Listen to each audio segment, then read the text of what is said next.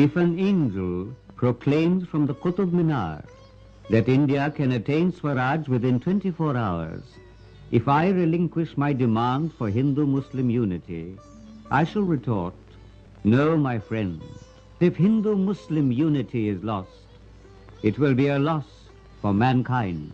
क्योंकि अगर स्वराज मिलने में ताखीर हुई तो ये हिंदुस्तान का नुकसान होगा, लेकिन अगर हमारा इत्तेहाद जाता रहा तो ये आलम इंसानियत का नुकसान है.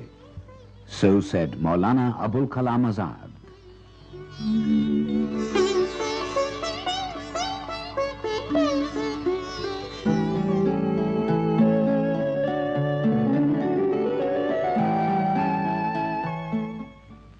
Abul Kalam Muhyiddin Ahmad was born in Mecca in 1888. He inherited the tradition of great Islamic learning from his parents. His father, Hazrat Khairuddin, moved his family to Calcutta in 1890.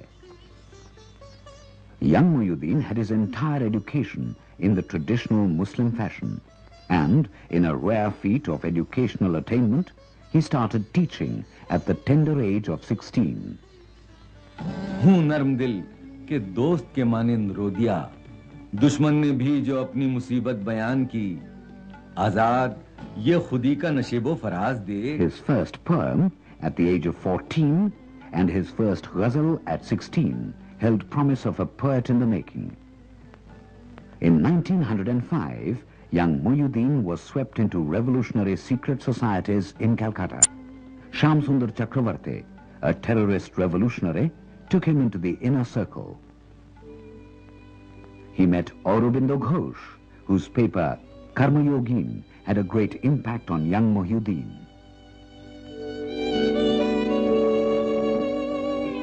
Sir Sayyid Ahmad's writings also had some influence on the young boy, who asked himself, एक आलमी हकीकत का अक्स और मजहर है, तो फिर मुख्तलिफ मज़ाहिब के पैरों के दरमियान इख्तिलाफ व आविज़िश के क्या मानी?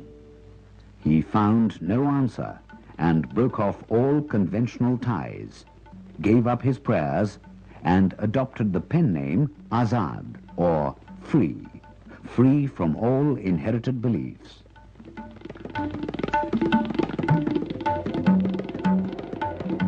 In 1908, this scholar turned revolutionary from Bengal went on a tour of Iraq, Egypt, Syria, and Turkey.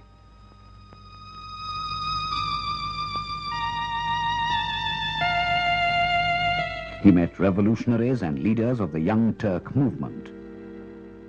He discovered the sad contrast between the Muslims of other countries who were fighting for freedom and democracy and the Muslims of India who were taking a pro-British and anti-nationalist stand.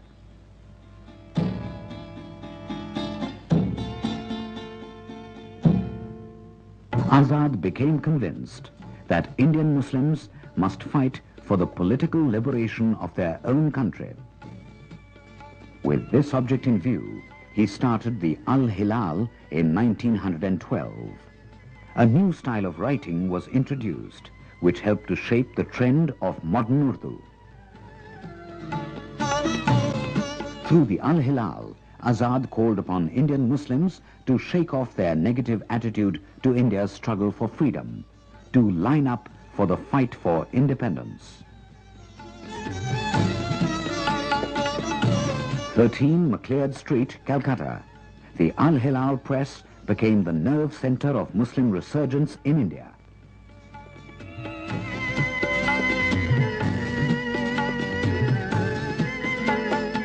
Do you realize what will be written about a group of 70 million persons? It would be inscribed, there was an unfortunate and ill-fated community which served as an obstacle in the way of the country's progress. जो हमेशा मुल्क की तरक्की के लिए रोक, मुल्क की फलाह के लिए एक बदकिस्मती, राह आजादी में एक संग गिरा, हाकिमाना तमा का खिलौना, दस्ते अजानिब में बाजीचे लाभ, हिंदुस्तान की पेशानी पर एक गहरा जख्म और गवर्नमेंट के हाथ में मुल्क की उमंगों को पामाल करने के लिए एक पत्थर बनकर रही। उसमें लिखा जाएगा कि एक काबिल रहम मगर मशहूर इंसानों का गल्ला, जिसके हर फर्द को किसी काहिन ने अपने मंत्र से जानवर बना दिया था, जो अपने नचाने वाले आका के हाथ में अपनी गर्दन की रस्सी देखती थी, जिसमें कोई इंसानी इरादा, कोई इंसानी दिमाग। The foreign rulers and the Muslim League were frightened lest Indian Muslims should see through their game and banned the Al-Hilal and confiscated its deposit. Azad answered the British by bringing out a new paper, Al-Balag, with Al-Hilal's tone and tenor. Afraid of losing Muslim support, in 1916, the government of Bengal banned Al-Balag also and externed the intrepid Azad from Calcutta.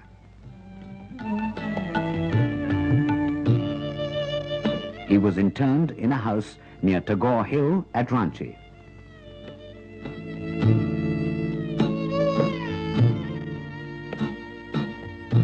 Living in isolation here in this house, Azad wrote his famous Tarjuman al-Quran.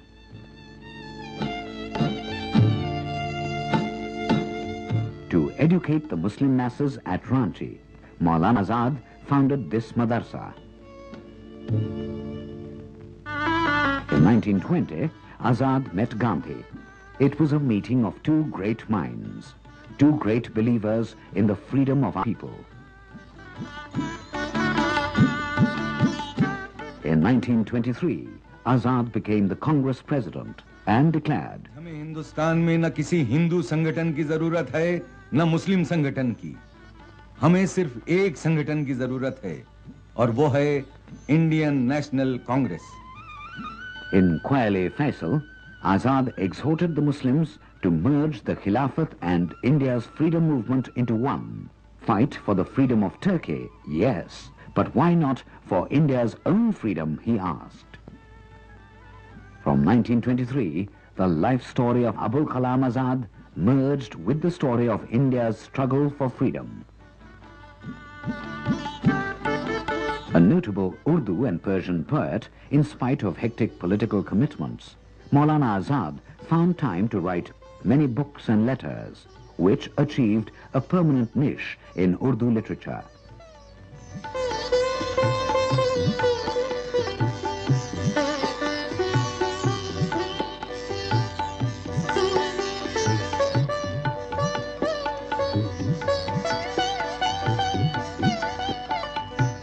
A connoisseur of classical painting, his comments on some Mughal paintings are a testimony to his penetrating sensitivity as an art critic.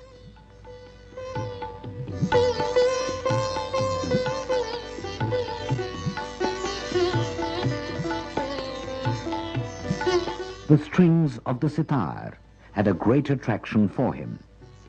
A man of varied talent, he learnt to play the sitar from Ustad Masita Khan.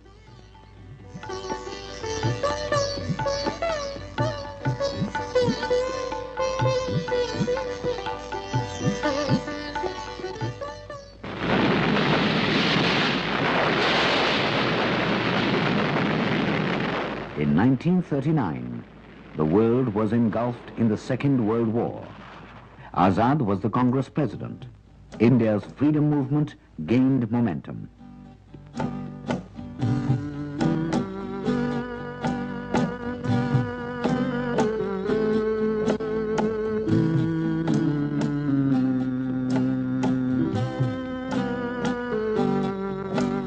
When the Cripps mission came in 1942, India offered to cooperate with Britain in her fight against fascism, only on the promise of full freedom at the end of the war. The Cripps mission failed.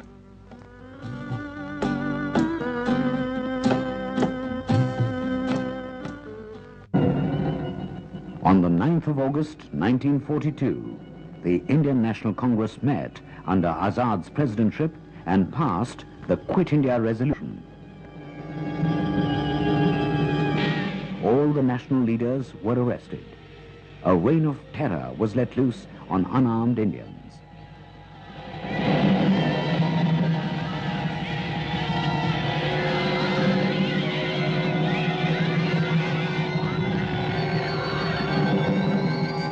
While in Ahmednagar Fort jail, Azad wrote a preface to the Tarjuman al-Quran and a series of letters later compiled as Gubare-Khatir, a gem of Urdu literature.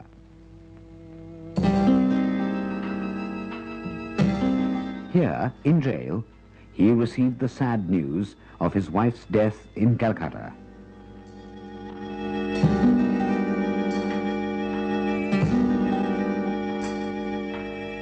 After 3 years in Ahmednagar jail, Azad returned home. From Hara, he drove straight to Maniktala, where his wife, Zulekha Begum, was laid to rest. Zulekha, who sacrificed her family life for India's freedom struggle.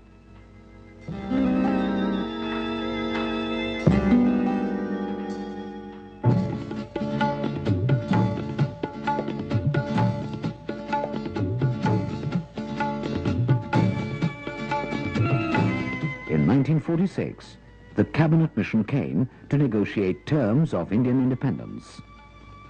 Azad, the apostle of freedom with unity, clarified India's stand. No division was his rigid demand as the president of the Indian National Congress.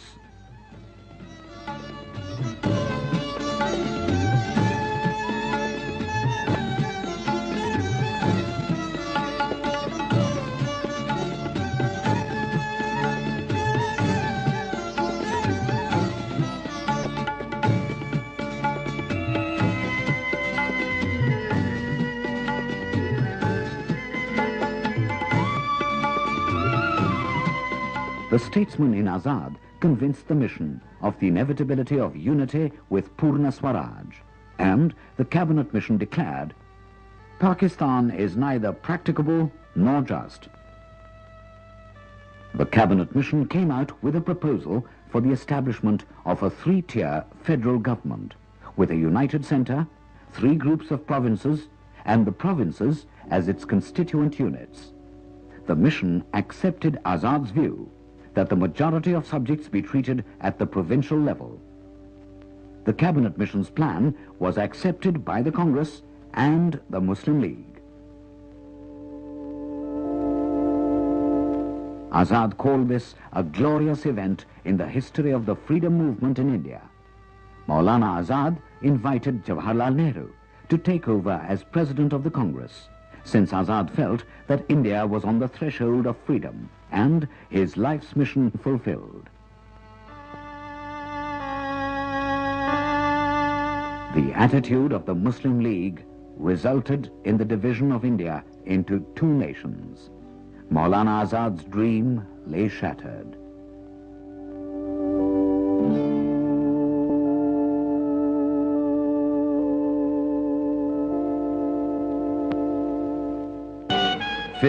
August 1947, India became independent. As a result of partition, millions became homeless in one of the greatest migrations in human history. Over 10 million refugees moved into India.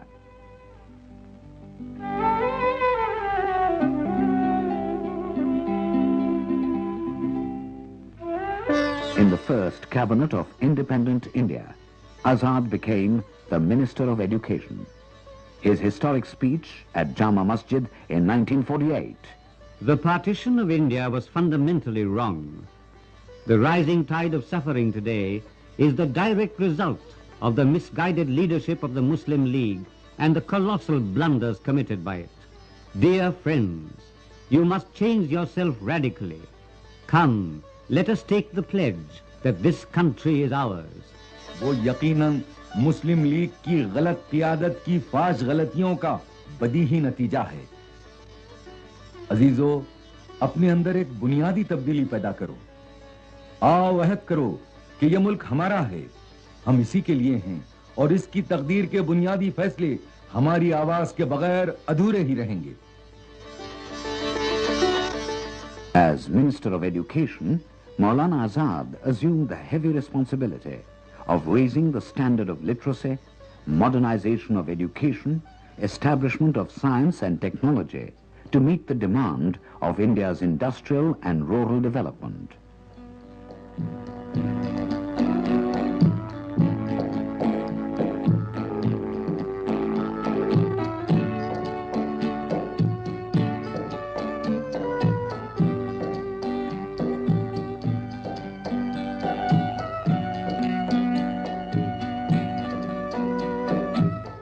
Maulana Azad declared open the National Library in Calcutta, a storehouse of knowledge, a place of learning. Schools and colleges do not put us in the home of knowledge. They bring us only to the door. It is then up to us to take advantage of a library service which is not only a source of history but provides readers truthful information about conditions in the country and the real needs of our people. वो दरअसल कुतुबखाना कुतुबखाने से मकसूद यह है कुतुबखाने के service से मकसूद यह है कि एक मुल्क को उसकी हालत और जरूरत के मुताबिक और किताबों के जो पढ़ने वाले हैं उनकी हालत के मुताबिक जिस तरह का लिटरेचर जिस तरह की किताबें चाहिए. As Free India's first education minister, Azad established the Indian Council for Cultural Relations, now housed in Azad Bhavan.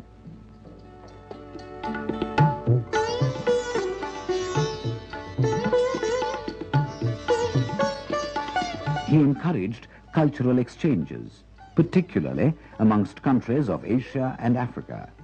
He provided facilities for students from developing countries to receive education in Indian universities, for he believed that India should give her best to the world and assimilate what is good in other cultures. The last 30 pages of Maulana Azad's autobiography, India Wins Freedom, are kept in safe custody here. The contents of these pages will become known only in 1988, that is, 30 years after his death, in deference to his wishes.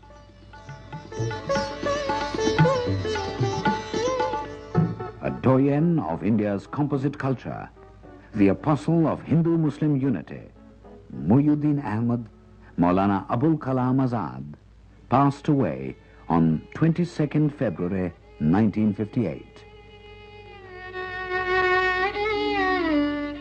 A giant among intellectuals and a great statesman, Azad gave all he had to the nation. He died homeless, penniless.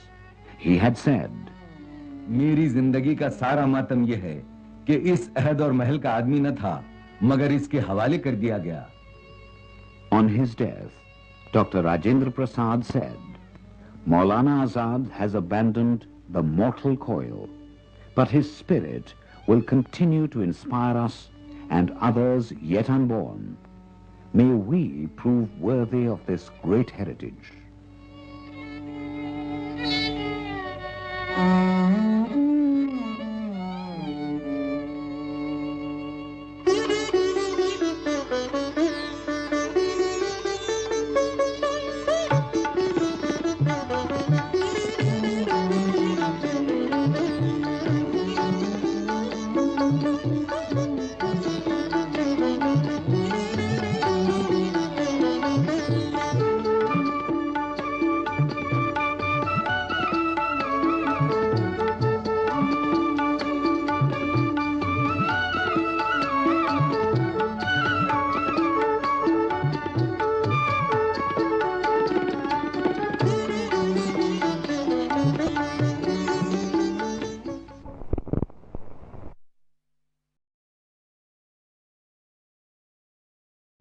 In 1908, this scholar turned revolutionary from Bengal went on a tour of Iraq, Egypt, Syria and Turkey.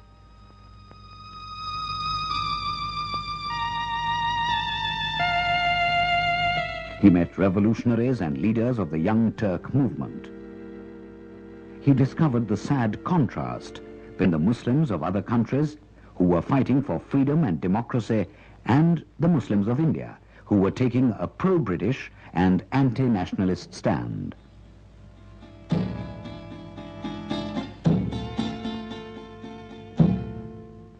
Azad became convinced that India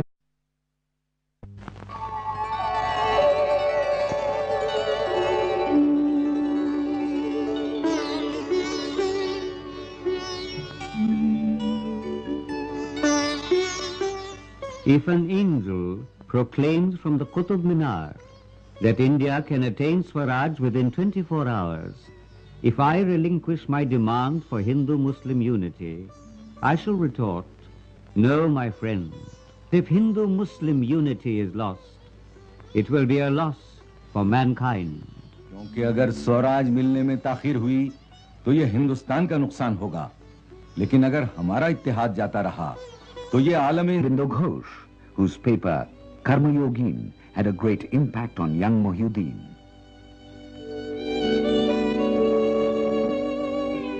Sir Sayyid Ahmad's writings also had some influence on the young boy, who asked himself, एक आलमी हकीकत का अक्स और मजहर है, तो फिर मुख्तलिफ मजाहिब के पैरों के दरमियान इख्तिलाफ व आविजिश के क्या मानी? He found no answer and broke off all conventional ties, gave up his prayers and adopted the pen name Azad, or free, free from all inherited beliefs.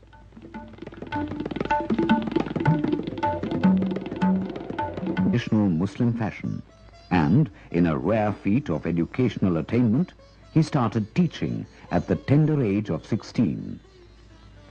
हूँ नर्म दिल के दोस्त के मानिंद रो दिया, दुश्मन ने भी जो अपनी मुसीबत बयान की, आजाद ये खुदी का नशेबो फराज दे. His first poem at the age of 14 and his first ghazal at 16 held promise of a poet in the making.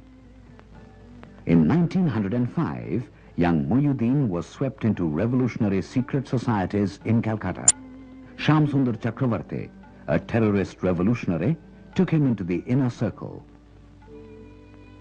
He met Urdu. इंसानियत का नुकसान है. So said Maulana Abul Kalam Azad.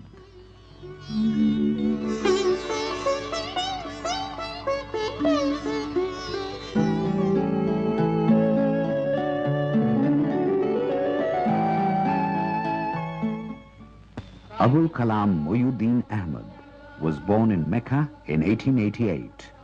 He inherited the tradition of great Islamic learning from his parents.